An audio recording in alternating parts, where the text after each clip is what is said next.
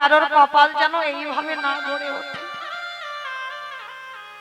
মায়ের দাহ কাজ সম্পূর্ণ করেছে। একটা বেদিতে মার চিতা সাজানো হচ্ছে, একটা বেদিকে ওই বাচ্চাটাকে ঘুম পাড়িয়ে রেখেছে। একদিনের বাচ্চা, একদিনের বাচ্চা, না আছে তার জ্ঞান, না আছে তার বিবেক বুদ্ধি, কিছু নেই। চিতাটা দাউ দাউ করে জ্বলছে।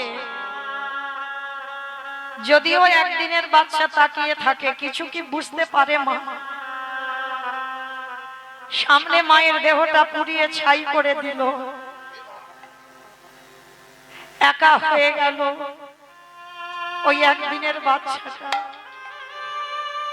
মায়ের দেহটাকে পুড়িয়ে গ্রামের লোকজন বলছে, চল এবার তো আমাদের ঘরে যেতে হবে। এইবার সবাই বলা বলি করছে, হ্যাঁ রে দিদি, বাচ্চাটার কি হবে? এ বলে দিদি তুই নিয়ে যা, ও বলে তুই নিয়ে যা। সবাইকে বলছে এ নিয়ে যা, ও নিয়ে যা, সে নিয়ে যা।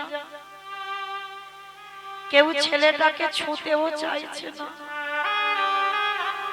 কেন জানো? বলে ছেলেটার লক্ষণ ভালো নয়। জন্মের আগে যে বাবাকে খেয়ে নেয়,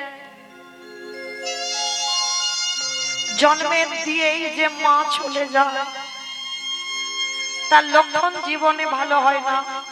আর ওকে তোমরা যে নিয়ে যাবে তার বাড়ি ধ্বংস করে দেবে। মানে এইরকম একটা মনের পরিস্থিতি দাঁড়িয়েছে সবার।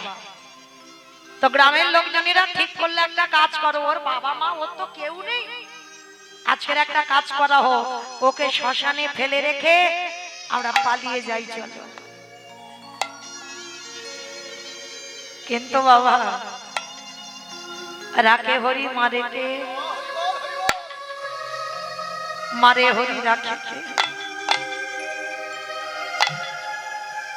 ভগবান যদি বাবা দানা রেখে দেয়, তাকে কেউ মারতে পারে? কেউ পারবে না। কারণ বাবা এই ঘটনা তো আমাদের নিজেদের সঙ্গে ঘটেছে, সত্যি কথা, কোনো গল্প কথা নয় মা। আমার বড় মাসিমণির মেয়ে, কোনো সন্তান সন্ততি ছিল না, জানো? একটা মা কেমন মা হয় আমার জানা নেই। সন্তান জন্ম দিয়ে সাদা পুটলিতে করে কাপড়ে জড়িয়ে খেজুর গাছের মাথাতে ছুঁড়ে দিয়েছিল। সর্ব অঙ্গে বাবা কাঁটা গেঁথে আছে, আজও সে বেঁচে আছে, আজ অনেক বড় হয়ে গেছে।